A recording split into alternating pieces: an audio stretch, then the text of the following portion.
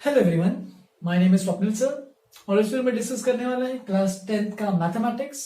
आज हम एक नया चैप्टर स्टार्ट करने वाले हैं जिसका नाम है ट्रिगोनोमेट्री। तो ट्रिगोनोमेट्री एक अलग टाइप ऑफ टॉपिक है, ठीक है। अभी तक ऐसा कुछ नाम का तुमने टॉपिक अभी तक पहले सुना नहीं होगा, ठीक है। चैप्टर 10 में पहली बार तुम्हारा इंट्रोडक्शन होता है टुवर्ड्स ट्रिग्नोमेट्री, जो कि एक बहुत ही इंपॉर्टेंट चैप्टर माना जाता है पूरे मैथमेटिक्स में। इस ट्रिग्नोमेट्री का यूज क्या है कि ये बहुत जगह रियल लाइफ में अप्लाई करके हम लोग बहुत डिफिकल्ट प्रॉब्लम्स को सिंप्लीफाई कर सकते हैं, ठीक है। तो बहुत ही सिंपल सा कंसेप्चुअल बेस्ड पूरा टॉपिक है, ठीक है। कुछ फॉर्मुलेज रहेंगे, थोड़े बहुत कुछ कंसेप्ट रहेंगे, कुछ टर्म्स रहेंगे नए नए। तो ये सब तुम्हें थोड़ा बहुत धीरे धीरे प्रैक्टिस कर करके सीखना है, ठीक है। और अगर तुमने ये चीज अगर अच्छे से सीख ली तो तुम आगे जाके कुछ भी, जैसे कि अगर जिसको आर्किटेक्चर में कुछ भी करना हो, जिसको फिजिक्स के दम पे भी कुछ करना हो, जिसको मैथमेटिक्स में बहुत कुछ करना हो, तो ये टॉपिक का रोल हर जगह प्ले होगा, ठीक है। जैसे कि सपोज मुझे तुम लोगों को पता होगा कि माउंटेन्स के हाइट जो होते हैं, ठीक है। तो माउंटेन्स की हाइट कैसे निकालते हैं, तो उसको निकालने का तरीका होता है वो यूजिंग इसी चैप्टर में, ट्रिग्नोमेट्री नाम से जो चैप्टर है उसी चैप्टर में बेस्ड रहता है। जैसे कि इतने बड़े बड़े टावर जो होते हैं, जो टॉलेस्ट बिल्डिंग, वहां पे स्केल से बैठ के थोड़ी मेजर करेंगे, फिर पूरा एक लेंस से थोड़ी मेजर करते हैं। तो उसके लिए मेजर्स करने के लिए कुछ ट्रिक्स होते हैं जो बड़े बड़े सिविल इंजीनियर्स यूज करते हैं। बेसिक बेसिक मेथड्स होते हैं जिससे हमें कितना ऊंचा है कोई पहाड़, या फिर कितना डेप्थ है क्या कोई चीज का, या फिर जो भी है अलग अलग चीजों का। जैसे कि अभी शैडो के बारे में अभी रिसेंटली हमने एक क्वेश्चन किया था, ट्रायंगल चैप्टर में शैडो कितना लंबा हो रहा है, उसमें हाइट कितना है। तो अलग अलग कंसेप्ट अलग अलग जगह पे इस टॉपिक का यूज करेंगे हम लोग, ठीक है। तो सबसे पहले ट्रिग्नोमेट्री के बारे में बता देता हूँ। अभी अभी हमने जस्ट ट्रायंगल चैप्टर पढ़ा है, उसके बाद इसलिए मैंने ट्रिग्नोमेट्री स्टार्ट किया है। तो ट्रिग्नोमेट्री ग्रीक वर्ड है, ठीक है, जिसको हम लोग ने इंग्लिश में कन्वर्ट करके इतना प्यारे से बोल दिया है ट्रिगोनोमेट्री। तो ट्रिगोनोमेट्री में क्या होता है, ट्रिगोन मतलब ट्रायंगल होता है, ठीक है। इनफैक्ट ट्रिगोन मतलब ट्राई का मतलब थ्री और गॉन का मतलब साइड्स। तो थ्री साइड्स मतलब क्या होंगे, ट्रायंगल के होंगे थ्री साइड्स। तो ट्रिगोन मतलब है ट्रायंगल और मेट्री का मतलब मेजरमेंट्स, ठीक है। तो ट्रिगोन और मेट्री, तो ट्रिगोनोमेट्री का मतलब क्या है, ट्रायंगल के मेजरमेंट्स। तो बेसिकली ट्रिग्नोमेट्री एक ब्रांच है मैथमेटिक्स की, जिसमें हम लोग डील करते हैं relationships between sides and angles of a triangle, ठीक है। कुछ साइड्स कुछ एंगल्स, जैसे कि हमने सिमिलैरिटी पढ़ा था, वो पूरा अलग कंसेप्ट था, वो ट्रायंगल्स के चैप्टर में अलग अलग हमने टॉपिक पढ़े थे। लेकिन ट्रिग्नोमेट्री में हम लोग कुछ नए टर्मिनोलॉजीज इंट्रोड्यूस करने वाले हैं जिनका नाम है ट्रिग्नोमेट्रिक रेशियोज, ठीक है। तुम लोगों ने स्कूल में भी थोड़ा बहुत पढ़ा होगा तो तुम लोगों को थोड़ा बहुत आइडिया हो सकता है, जिनको नहीं है उनको बेसिक से समझना पड़ेगा। तो ट्रिग्नोमेट्री में क्या होता है, ट्रिग्नोमेट्री में सबसे पहला जो टॉपिक आएगा वो आएगा, आज का मैं कवर करने वाला हूँ ट्रिग्नोमेट्रिक रेशियोज, जिसको शॉर्ट फॉर्म में बोलते हैं टी रेशियोज। तो ये ट्रिग्नोमेट्रिक रेशियोज कुछ वैल्यूज है स्पेसिफिक एक पर्टिकुलर ट्रायंगल में। टोटल 6 ट्रिग्नोमेट्रिक रेशियोज बोलते हैं, sine, cosine, tangent, cotangent, secant, cosecant. तो ऐसे 6 अलग अलग टाइप के ट्रिग्नोमेट्रिक रेशियोज होते हैं। इनफैक्ट अगर हायर मैथमेटिक्स में जाओगे तो और भी तुम्हें और 2 मिलेंगे, एक कोवर्स एक वर्स, तो अलग अलग और भी मिलेंगे। लेकिन ये सब जरूरत नहीं है तुम्हें, तुम्हारे सिलेबस के पॉइंट ऑफ व्यू से बस तुम्हें 6 ट्रिग्नोमेट्रिक रेशियोज अच्छे से पढ़ने हैं, ठीक है। तो वो ट्रिग्नोमेट्रिक रेशियोज कहां से आए, कैसे आया और क्यों आया और क्या इसका मीनिंग है रियल लाइफ में, मतलब क्या ट्रायंगल्स में क्या मीनिंग होता है इसका, तो वो सब अपन आज कवर करने वाले हैं ट्रिग्नोमेट्रिक रेशियोज में। फिर जैसे ही ट्रिग्नोमेट्रिक रेशियोज अपना टॉपिक खत्म होगा, हम लोग कुछ एक स्पेसिफिक कुछ एंगल्स होंगे, जैसे कि कुछ 0, 30, 45, 60, 90, ये सब डिग्रीज पे, जो भी 0 डिग्री, 30 डिग्री, 45 डिग्री, कुछ कॉमन डिग्रीज होते हैं जिनके तुम्हें एंगल्स याद रखने हैं, ठीक है। तो ट्रिग्नोमेट्रिक रेशियो ऑफ कुछ स्पेसिफिक एंगल्स जो होते हैं वो तुम्हें याद रखने हैं। तो पूरा एक टेबल बताऊंगा, वो टेबल को तुम्हें पूरा बाय हार्ट करना पड़ेगा, और बहुत सिंपल तरीके से मैं तुम लोगों को सिखाऊंगा, बाय हार्ट करने का तरीका बताऊंगा। ये नहीं कि रट्टू पोपट की तरह रटो, प्रॉपर वे से बताऊंगा कि ये सब कहां से आया, कैसे और क्या होने वाले इनका। फिर उसके बाद trigonometric ratios of complementary angles. तो ये जो टॉपिक है वो अभी रिसेंटली और सिलेबस में से रिड्यूस किया गया है, लेकिन अपने एनटीएससी में वो कुछ रिडक्शन के बारे में कुछ बोला नहीं है, तो अपन ये टॉपिक जरूर पढ़ाएंगे। लेकिन जो लोग बोर्ड के लिए पूरा फोकस करना चाहते हैं तो बोर्ड में ये वाला topic trigonometric ratios of complementary angles, तो ये हटाया गया है। तो इसके हिसाब से तुम्हें आगे प्रोसीड करना है। फिर उसके बाद वैसे इसमें बता दो क्या है कॉम्प्लीमेंट्री एंगल्स का मतलब क्या होता है। जैसे कि कॉम्प्लीमेंट्री हमने पढ़ा था, ट्राइंगल्स में दो एंगल्स कॉम्प्लीमेंट्री कब होते हैं, जब दोनों के बीच का सम 90 डिग्री रहेगा। ठीक है, तो अगर कॉम्प्लीमेंट्री एंगल्स की बात कर रहे हैं तो अगर सपोज 60 है तो 60 का कॉम्प्लीमेंट्री है 30। तो वो सब ये जो कॉम्प्लीमेंट्री है किसी एंगल में उसका कॉम्प्लीमेंट्री निकालना है तो उसके लिए भी कुछ अलग टाइप के फॉर्मुलेज जो होते हैं वो तैयार होते हैं, तो वो भी हम लोग देखने वाले हैं इस कॉम्प्लीमेंट्री एंगल्स में। और ये टॉपिक भी बहुत इंपॉर्टेंट माना जाता है, मतलब अगर तुम्हें आगे भी मैथ्स परस्यू करना है, फिजिक्स परस्यू करना है, जो भी है कोई भी सब्जेक्ट तुम्हें अगर जिसमें ट्रिग्नोमेट्री का थोड़ा बहुत भी काम आता है तो ये सब तुम्हें बेसिक चीजें आनी चाहिए। इसलिए मैं ये चीजें पढ़ाऊंगा, जिनको इंटरेस्ट आएगा वो बिल्कुल पढ़ो, जिनको बोर्ड के लिए फोकस करना है ये पढ़ने की जरूरत नहीं। फिर उसके बाद है ट्रिग्नोमेट्रिक आइडेंटिटीज। ये भी एक ऐसा टॉपिक है जो हटाया गया है रिड्यूस सिलेबस में से, मतलब जो भी सिलेबस है उसमें से रिड्यूस किया गया है। ठीक है, तो इसको भी मैं रिकमेंड करता हूं कि ये तुम्हें सबको पढ़ना ही चाहिए दोनों टॉपिक, क्योंकि आगे बहुत हेल्प होगा। लेकिन जो फोकस करता है कि अपने जो भी बोर्ड के लिए ही पढ़ना है तो उसके लिए ये छोड़ सकता है। ठीक है, ट्रिग्नोमेट्रिक आइडेंटिटीज भी एक ऐसा, मतलब बेसिकली नाम में देख सकते हो आइडेंटिटीज है। तो आइडेंटिटीज मतलब बेसिक फॉर्मुलेज हैं जो कि तुम्हें याद रखना है, और बहुत बेसिक से फॉर्मुलेज, ज्यादा कुछ फॉर्मुलेज नहीं है। इसमें भी 3 फॉर्मुलेज हैं, इसमें भी 6 फॉर्मुलेज हैं, इसमें भी कुछ एक टेबल है, थोड़ा बहुत बड़ा सा टेबल है। ठीक है, और इसमें 6 ट्रिग्नोमेट्रिक रेशियोज है। और यही हमारा टॉपिक, इसी से ट्रिग्नोमेट्री टॉपिक पूरा खत्म हो जाता है। बहुत ही short and sweet simple topic है, डिफिकल्ट नहीं है, बिल्कुल डिफिकल्ट नहीं है। ठीक है, बहुत अगर आराम से शिद्दत से पढ़ोगे तो ये टॉपिक भी आराम से हो जाएगा। ठीक है, as compare to triangle chapter में अगर देखा जाए तो ये थोड़ा सा टॉपिक उससे सिंपल है। ठीक है, सिंपलर बोलना चाहिए मुझे, सिंपल तो नहीं, सिंपलर है। ठीक है, चल फिर इसके बाद एक और टॉपिक इसका एडजेसेंट टॉपिक, जो इसका नेक्स्ट टॉपिक जो आने वाला है, नेक्स्ट चैप्टर जो आएगा वो है एप्लीकेशंस। तो हम लोग उस टॉपिक में देखने वाले हैं कि अलग अलग word problems, real life applications जो भी होते हैं तो वो सब भी हम लोग देखने वाले हैं। लेकिन वो नेक्स्ट चैप्टर नंबर 9 में है, उसके लिए एप्लीकेशन ऑफ ट्रिग्नोमेट्री। तो उसके अंदर हम लोग ये सब चीजें भी डिस्कस करने वाले हैं। तो ट्रिग्नोमेट्री 2 फुल चैप्टर है। ठीक है, वो चैप्टर सेकंड चैप्टर तभी 9 चैप्टर तभी आ पाएगा जब तुम्हारा ये 8 चैप्टर पूरा थोरली स्ट्रॉन्ग होगा। ठीक है, तो चलो स्टार्ट करते हैं without wasting any more time. इसका एक और चीज मैं बताना भूल गया, इसका वेटेज। तो एनटीएससी में, एनटीएससी का पहले बता देता हूं, एनटीएससी में इसका वेटेज आसपास 1 या 2 क्वेश्चन के आसपास आ सकता है। ठीक है, स्टेज 1 में। स्टेज 2 की बाद में बात बताऊंगा, जब मैं स्टेज 2 के बारे में तुम लोग को प्रिपेयर करूंगा। जो भी बच्चे स्टेज 2 के लिए क्वालिफाई हो जाएंगे तो उनको मैं उस टाइम और भी गाइड करूंगा कि कैसा कैसा एनटीएससी में इसका वेटेज आता है। थोड़ा सा सिलेबस माइन्यूट सा चेंज होगा, कुछ और टॉपिक्स भी पढ़ने पड़ेंगे एनटीएससी स्टेज 2 के लिए। लेकिन स्टेज 1 में अगर तुम्हें देखना है तो स्टेज 1 में ट्रिग्नोमेट्री का 1 या 2 क्वेश्चन तो मिनिमम आते हैं। ठीक है, ऑफ कोर्स ज्यादा क्वेश्चन भी नहीं रहते, वैसे मैथ्स के 25 क्वेश्चन रहते हैं, तो उसमें से 1 या 2 को 20 क्वेश्चन रहते हैं, उसमें से 1 या 2 क्वेश्चन पूछ सकते हैं इसके। फिर उसके बाद बोर्ड का वेटेज की बात किया जाए तो बोर्ड में इसका अच्छा खासा वेटेज होता है, अराउंड 9 to 10 मार्क्स, दोनों 8 और 9 चैप्टर मिला के अराउंड 9 to 10 मार्क्स का वेटेज होता है। मतलब बोल सकते हो 1/8 ऑफ द टोटल मार्क्स। ठीक है, ऐसे कुछ बोल सकते हो, या फिर अच्छा खासा वेटेज है। ये पूरे जो भी चैप्टर्स है इसमें कम से कम 10 मार्क का तो क्वेश्चन इसमें से ही आएगा। हो सकता है वो 1-1 मार्क के 2-3 पूछे, एंड एक बड़ा सा एक लेंदी वाला कुछ 5-6 मार्क का क्वेश्चन पूछे, या फिर हो सकता है वो 4-4 मार्क वाला ऐसे एक्स्ट्रा 2-3 पूछे, या फिर सब में इक्वली डिस्ट्रीब्यूट कर ले। ट्रिग्नोमेट्री चैप्टर एक बहुत ही सिंपल चैप्टर है और इसमें बोर्ड का क्वेश्चन भी बहुत सिंपल रहते हैं। अब ये दोनों टॉपिक हटाए तो और भी सिंपल होने वाला है, तो तुम लोग का काम और आसान हो जाता है बोर्ड के लिए। ठीक है, चलो अभी ये हो गया टॉपिक्स के बारे में। स्टार्ट करते हैं अपना पहला टॉपिक, ट्रिग्नोमेट्रिक रेशियोज। लिख लो सबसे पहले टॉपिक्स को। चलो फिर स्टार्ट करते हैं ट्रिग्नोमेट्रिक रेशियोज, फर्स्ट टॉपिक। तो एक ट्रिग्नोमेट्रिक रेशियो सबसे पहले स्टार्ट करने बताने के पहले कि ट्रिग्नोमेट्रिक रेशियोज होते क्या है, सबसे पहले अपन आते हैं ट्रिग्नोमेट्री में ये सब चीजें क्यों कहाँ अप्लीकेबल होंगी। ठीक है, तो मैंने जैसे कि कहा माउंटेन्स में ये सब हाइट निकालने के लिए काम आएगा। ठीक है, तो ये जो चैप्टर है पूरा राइट एंगल ट्राइंगल पे बेस्ड है। ठीक है, ये जो ट्रिग्नोमेट्रिक पूरा चैप्टर है उसमें यूजुअली हम लोग राइट एंगल ट्राइंगल्स पे ही लगाते हैं। मैं यहाँ पे यूजुअली टर्म क्यों बोल रहा हूँ, क्योंकि तुम्हारे 10th स्टैंडर्ड में तुम्हें राइट एंगल ट्राइंगल के बारे में ही ट्रिग्नोमेट्री के अंदर पूछेगा।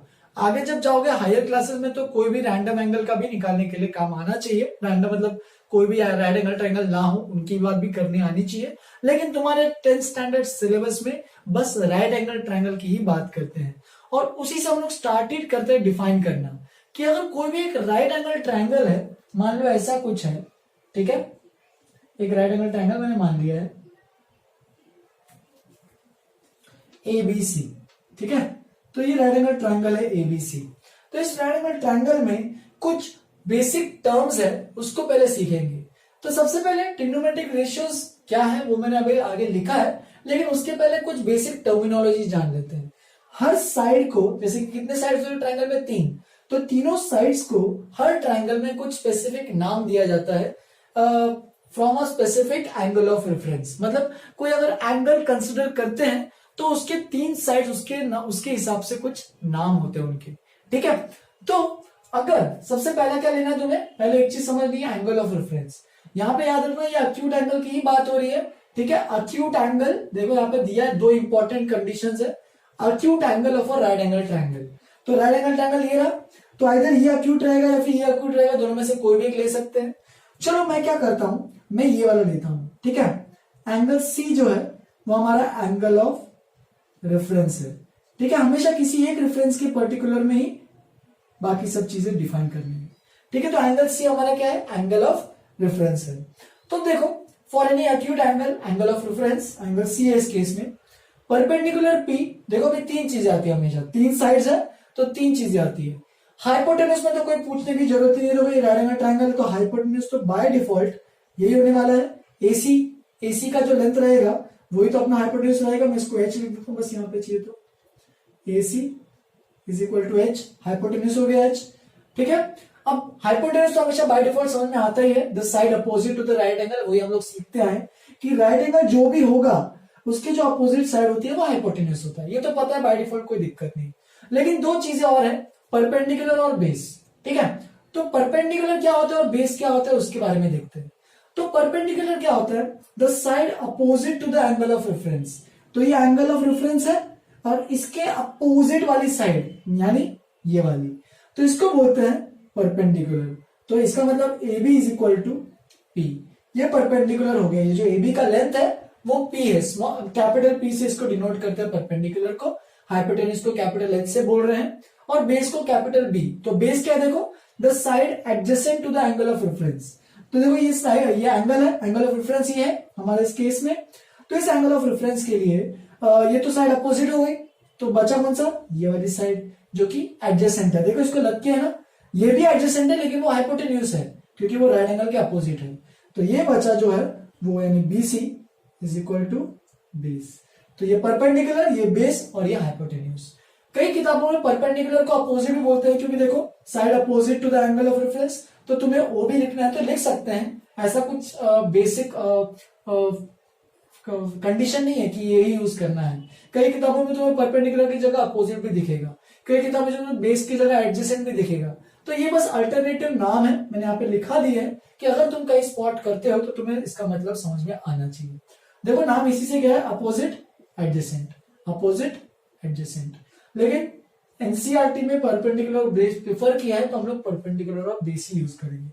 तो देखो एंगल सी जब reference of angle of reference है तो इस केस में P जो है परपेंडिकुलर जो है वो क्या रहेगा, AB लेंथ रहेगा, या फिर ऐसे लिख सकते हो capital P is length of AB, ठीक है। बस AB भी लिखोगे चलेगा, मैं L ऑफ AB लिख रहा हूं। बेस जो है देखो यहाँ पे 2 मैंने B लिए हैं, तुम समझ जाना, मैं चाहिए तो कुछ और नाम दे देता हूं, L M N, ठीक है। तो इससे मेरे ये भी नाम चेंज हो जाएंगे, तो ये LM, ये हो जाएगा LN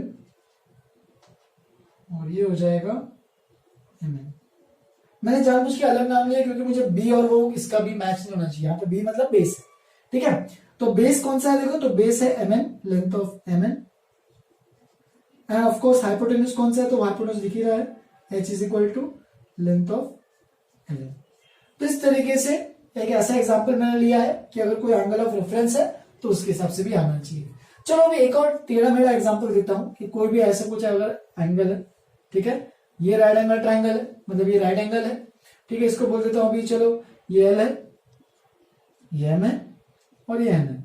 ठीक है, तो कोई एंगल ऑफ रेफरेंस तुम लोग खुद से भी पकड़ सकते हो। चलो मैं इस केस में पकड़ता हूँ एन या एल लू, कौन सा लू, क्योंकि दो ही तो एक्यूट एंगल है, तो चलो एन ले लेते हैं, या फिर चलो इससे ले लिया था ना, मैं एल ले लेता हूँ, कोई भी चलेगा, तुम जो लो उसकी अभी सिंपल तो तुम लोग बोल ही सकते हो।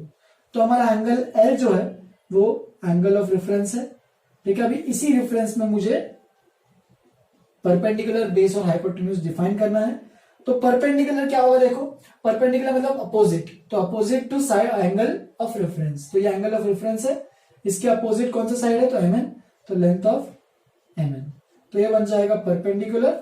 ठीक है, फिर उसके बाद बेस कौन सा रहेगा, तो एडजेसेंट होना चाहिए इस एंगल के एडजेसेंट। तो देखो ये वाला एंगल लो, ये वाला लेंथ लोगे क्या, नहीं, क्योंकि ये राइट एंगल के अपोजिट है, तो तुम्हारा एडजेसेंट कौन सा होगा, तो ये वाला ही तुम्हारा एडजेसेंट या फिर बेस रहेगा। तो base is length of M L बोलो या एल एम बोलो, चलेगा, दोनों ही सेम चीज है, length of L M. And of course hypotenuse तो पहले तुम्हें मार्क करना है तो कर सकते हो, राइट एंगल के जो अपोजिट जो भी साइड रहती है, यानी लेंथ ऑफ एल एन, तो ये बन जाएगा हाइपोटेन्यूज। पीबीएच, पीबीएच हर एक केस में तुम्हें ये पी बी और एच क्लियर होनी चाहिए एग्जैक्टली क्या बोल रहे हो। तुम चीजें पे एल हटा के भी लिख सकते हो, सीधा लिख सकते हो P equal to A B equal to M N and H is equal to L N, तुम्हें सीधा भी लिखना है तो लिख सकते हो। ठीक है, तो ये मैं क्यों पढ़ा रहा हूं, क्योंकि आगे के जो टॉपिक्स है वो मतलब ट्रिग्नोमेट्रिक रेशियोज जो है वो इन्हीं के कुछ ना कुछ तो रेशियोज है। देखो नाम में ये रेशियोज, तो रेशियोज का मतलब क्या है कि यहाँ पे जो अक्यूट एंगल्स होते हैं उसके अगर उसको फ्रेम ऑफ रेफरेंस पकड़ के हम लोग कुछ साइड्स के रेशियोज अगर निकालते हैं, साइड्स मतलब यही तीन साइड्स, परपेंडिकुलर, बेस और हाइपोटेन्यूज, तो हमारे पास टोटल 6 रेशियोज आते हैं। कैसे 6 रेशियोज आते हैं, तो देखो यहाँ पे रेशियोज का मतलब क्या, कोई भी दो साइड्स, रेशियो मतलब एक्स अपॉन वाई, ये रेशियो होगा। तो रेशियो मतलब कोई भी दो चीज, तो हम लोग क्या लेंगे, परपेंडिकुलर और बेस एक लेंगे। ठीक है, ये दो हो गए, इससे एक मिला, परपेंडिकुलर हाइपोटेन्यूज एक ले लिया, दो हो गए। ठीक है, बेस हाइपोटेन्यूज एक ले लिया, तीन हो गए। अब ऐसे इनका उल्टा, बेस परपेंडिकुलर ले लो, 4 हो गए। ठीक है, हाइपोटेन्यूज परपेंडिकुलर ले लो, 5 हो गए, और हाइपोटेन्यूज बेस ले लो, 6 हो गए। मतलब बेस और हाइपोटेन्यूज भी लिया, base upon hypotenuse and hypotenuse upon base भी लेंगे। तो ऐसे मिला जुला के टोटल हमारे पास 6 ट्रिग्नोमेट्रिक रेशियोज आते हैं, जिनको हम लोग डिफाइन करते हैं इन नामों से। ठीक है, साइन, जिसको शॉर्ट फॉर्म में सिन कहते हैं, फिर साइन ही बोलते हैं उसे, बस शॉर्ट फॉर्म में उसे SIN लिखा जाता है, लेकिन तुम लोग बोलोगे ही साइन ही बोलोगे उसे। ठीक है, फिर कोसाइन आता है, इसको शॉर्ट फॉर्म में कॉस बोल सकते हो तुम लोग। ठीक है, इसको साइन ही बोलना, सिन मत कर देना, सिन ऑफ ए, ये सब मेरे को मजा नहीं आएगा तुम लोग को भी। ठीक है, साइन, कॉस, फिर नेक्स्ट है टैंजेंट, जिसको शॉर्ट फॉर्म में टैन बोलते हैं, कोसिकेंट, जिसको शॉर्ट फॉर्म में कोसेक बोलते हैं, सिकेंट, जिसको शॉर्ट फॉर्म में सेक बोलते हैं, एंड कोटैंजेंट, जिसको शॉर्ट फॉर्म में कॉट बोलते हैं। तो साइन, कॉस, टैन, कोसेक, सेक, कॉट, तो ये टोटल 6 ट्रिग्नोमेट्रिक रेशियोज है जो तुम्हें याद रखने हैं। अब ये तो मैंने बस नाम बताया है, इनका क्या रेशियोज है वो सभी तो देखना पड़ेगा ना। जैसे कि मैंने अभी थोड़ी देर पहले कहा कि दो साइड्स का रेशियोज, तो दो साइड तो अपने 6 तरीके से आ सकती है, इसलिए ये 6 है। तो स्टार्ट करते हैं। सपोज एक पर्टिकुलर डायग्राम बना लेता हूं ताकि तुम लोग को उस frame of angle of reference पकड़ के ही चलो। तो ये एंगल ए, ये सी ले लेते, चलो ये सी, ये ए, तुम्हारे इस केस में एंगल ऑफ रेफरेंस है A, angle A is the angle of reference. तो देखना अभी ध्यान से देखते जाओ। फर्स्ट पार्ट, सबसे पहले हम लोग क्या करेंगे, साइन ऑफ ए।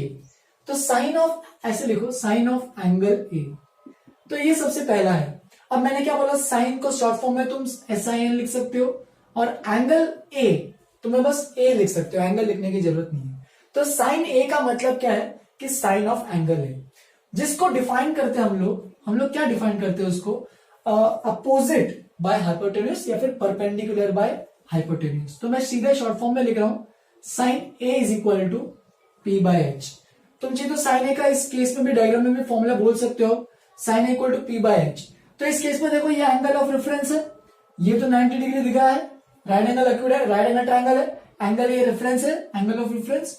तो मुझे पता है इसमें परपेंडिकुलर कौन सा रहेगा, तो परपेंडिकुलर रहेगा ये वाला, क्योंकि ये जो एंगल ऑफ रेफरेंस है उसके अपोजिट है, तो ये P हो गया। ठीक है, फिर हमारा इसमें बेस कौन सा रहेगा, बेस देखो, बेस इस केस में तो इस केस में बेस एडजेसेंट ये वाला हो जाएगा और हाइपोटेन्यूज ये वाला हो जाएगा। ठीक है, तो चलो स्टार्ट करते हैं। साइन ए का डेफिनेशन है कि परपेंडिकुलर अपॉन हाइपोटेन्यूज जब भी आता है तो वो साइन ऑफ ए होता है। तो साइन ऑफ ए इस केस में क्या होगा, देखो परपेंडिकुलर क्या है, तो परपेंडिकुलर है बीसी, देख सकते हो बीसी अपॉन हाइपोटेन्यूज क्या है एसी। तो sine A is equal to BC upon AC, first case. Similarly second, cosine of angle A लिखना है तो मैं लिखूंगा उसको कॉस ऑफ ए, और कॉस ऑफ ए को क्या डिफाइन करते हैं, तो उसको डिफाइन करते हैं बेस अपॉन हाइपोटेन्यूज। ठीक है, B upon H, base upon hypotenuse. तो देखो ये क्या बन जाएगा, cosine of A cos of A. अगर मेरे को साइड्स के टर्म्स में लिखना है तो बेस क्या है, देखो तो बेस है ए बी, राइट, और हाइपोटेन्यूज क्या है तो ए सी। तो cos A is equal to A B upon A C. तुम चाहे तो बी अपॉन सी भी लिखना है तो लिख सकते हो। सिमिलरली बाकी भी ट्रिग्नोमेट्रिक रेशियोज फटाफट डिफाइन करता हूं मैं। ठीक है, इतना ही मैं आज खत्म करने वाला हूं यहाँ पे, तो देखते रहना बस। tan a को लिखेंगे तो tan a को क्या लिख सकते हैं, उसको लिख सकते हैं परपेंडिकुलर अपॉन बेस। बस डेफिनेशंस है, तुम देखते जाओ। ठीक है, अलग अलग तरीके से रिलेट कर रहा हूं बस। ठीक है, तो इसको लिखूंगा मैं tan of a is equal to perpendicular, perpendicular मतलब BC और बेस मतलब AB, तो BC upon AB is equal to tan a। Similarly बाकी के तीन भी फटाफट लिख लेते हैं। Cosecant of angle A that is cosec A. Cosec A क्या होगा, तो कोजेक ए होता है, देखो ये जो साइन है ना, साइन का एग्जैक्टली उल्टा होता है कोजेक ए। ठीक है, एच अपॉन पी। ठीक है, hypotenuse upon perpendicular, therefore cosec A is equal to क्या होगा, देखो हाइपोटेन्यूज अपॉन परपेंडिकुलर, तो हाइपोटेन्यूज क्या है, तो वो है एसी अपॉन परपेंडिकुलर बीसी, तो एसी अपॉन बीसी। देखो यहाँ पे बीसी अपॉन एसी आ रहा था, यहाँ पे एसी अपॉन बीसी। तो तुम यहाँ पे ये भी लिख सकते हो, कोजेक ए जो होता है वो होता है रेसिप्रोकल ऑफ साइन ए। ठीक है, मैंने बस एक्स्ट्रा चीज लिखा है, तुम लोग लिखना समझना पड़ेगा वैसे इसको भी, कि साइन का एग्जैक्टली उल्टा रेशियो लोगे तो वो कोजेक आएगा। सिमिलरली कॉस का एग्जैक्टली उल्टा लोगे तो वो सेक आएगा। देखते रहना। फिफ्थ, सीकेंट ऑफ एंगल ए, तो ये बन जाएगा सेक ए, दैट इज सेक ए को डिफाइन करोगे, यहाँ पे मैं मार्क करना भूल गया था, सेक ए को डिफाइन करोगे तो सेक ए इसका एग्जैक्टली उल्टा है, तो हाइपोटेन्यूज बाय बेस, और अगर तुम इसको लिखते हो तो सेक ए बन जाएगा। हाइपोटेन्यूज क्या है, देखो हाइपोटेन्यूज एसी है, एसी, और बेस क्या है, देखो तो बेस ए बी है, तो एसी अपॉन ए बी, देखो AC upon A B exactly उल्टा हो गया, तो सेक जो होता है वो कॉस का रेसिप्रोकल होता है। ठीक है, और फाइनली लास्ट वाला अपना आज का कोटेंजेंट ऑफ ए। ठीक है, cotangent of angle A which is equal to cot A बोलते हैं शॉर्ट फॉर्म में, कॉट ए। और कॉट ए क्या होता है, तो वो होता है बेस अपॉन परपेंडिकुलर, तो ये कॉट ए, और इसका अगर फॉर्मूला लिखा जाए बेस, तो बेस क्या है ए बी और परपेंडिकुलर क्या है बीसी, तो ए बी अपॉन बीसी। अब देख सकते हो A B upon BC, tan का देखो बीसी अपॉन ए बी, तो एग्जैक्टली उल्टा हो गया, तो यहां पे तुम लिख सकते हो ये जो है ये हो जाएगा 1/tan। तो कॉट क्या है, tan का रेसिप्रोकल है, तुम ये भी बोल सकते हो tan जो है वो कॉट का रेसिप्रोकल है, ये भी बोल सकते हो ना tan is equal to 1 upon cot A, same ही चीज है। ठीक है, तो ये जो ट्रिग्नोमेट्रिक रेशियोज है ये थ्रू आउट द चैप्टर हमारे यूज होने वाले हैं। ठीक है, यहाँ पे जो ये ए जो लिखा है वो यूजुअली एंगल्स होते हैं जिनको अपन डिग्रीज में मेजर करते हैं। अलग अलग कंट्रीज में अलग अलग यूनिट्स भी रहते हैं, जैसे कि कई बार रेडियंस में यूज करते हैं, रेडियन नाम का एक टर्म है, फिर कई कंट्रीज में ग्रेड से भी यूज करते हैं। लेकिन तुम लोग को इतना सब टेंशन लेने की जरूरत नहीं है, एंगल्स जो भी रहेंगे अभी अभी के लिए हम लोग बस डिग्रीज में मेजर करेंगे। डिग्रीज में तो प्रोट्रैक्टर से वो तुम लोग को मेजर करना आता ही है। तो ये 6 ट्रिग्नोमेट्रिक रेशियोज है। एक लास्ट चीज बताता हूं, देखो tan को देखो, अब tan क्या है P अपॉन बी है, तो अगर तुम tan को ये लिख दो और सोचो इसके बारे में, tan को लिख देता हूं sin a upon cos a, तो ये भी एक एक्स्ट्रा चीज बता रहा हूं मैं, समझो इसको।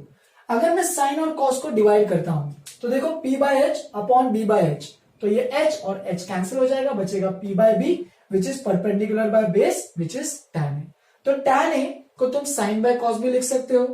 सिमिलरली कॉट ए को क्या लिख सकते हो, देखो base by B by P है, यानी बेस बाय परपेंडिकुलर, तो cos A upon sine A उसको भी लिख सकते हो। ठीक है, तो यहां पे तुम लोग ये भी लिख सकते हो, एक्स्ट्रा चीज बता रहा हूं, इसको लिख दो कॉस ए बाय साइन ए। तो ये सब भी तुम लोग एक्स्ट्रा कुछ चीजें मैंने बताई है, ये सब भी तुम लोग नोटबुक में लिख सकते हो। तो लिखो इसको अच्छे से, 6 ट्रिग्नोमेट्रिक रेशियोज बताए एग्जैक्टली। अब तुम्हें क्या करना है, इसको याद करना है, ठीक है। अब ये याद कैसे होगा, तुम्हारे पास बहुत सारे निमोनिक्स होते हैं जिनको याद करने के तरीके होते हैं, वो तुम याद रखना तो वैसे याद रख सकते हो, लेकिन उसकी जरूरत नहीं पड़ती है। क्यों? क्योंकि हम लोग बहुत सारे क्वेश्चंस प्रैक्टिस करेंगे। प्रैक्टिस करके ये सब जो भी छोटी मोटी चीजें अपने आप सब याद होनी चाहिए, ठीक है। क्योंकि ये बहुत बेसिक है चैप्टर का, तो आगे जाके अपने आप वो याद हो ही जाएगा। अगर लगता है तो तुम लोग खुद के नेमोनिक्स भी बना सकते हो कि P बाय बी, ये सब B बाय पी से कुछ अपने हिसाब से कुछ नाम दे दो, तो जो भी है सब तुम खुद से भी कर सकते हो, लेकिन जरूरत नहीं पड़नी चाहिए, ठीक है।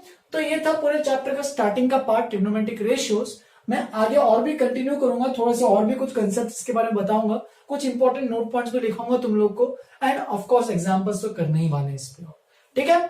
तब तक के लिए तुम लोग इतना प्रैक्टिस करो, और मैंने ट्रायंगल्स का कुछ होमवर्क दिया उसको कंप्लीट करो। पूरा ट्रायंगल्स में जो भी तुम्हारा एनसीईआरटी का जो भी एक 6.4 है उसे कंप्लीट करो, एंड ऑफ कोर्स मैंने एक और 6.4 दूसरी किताब का भी दिया है, तो तुम्हें वो भी कंप्लीट करना है, ठीक है। चलो फिर ये पे खत्म करते हैं, आज के लिए इतना ही। Have a good day, enjoy.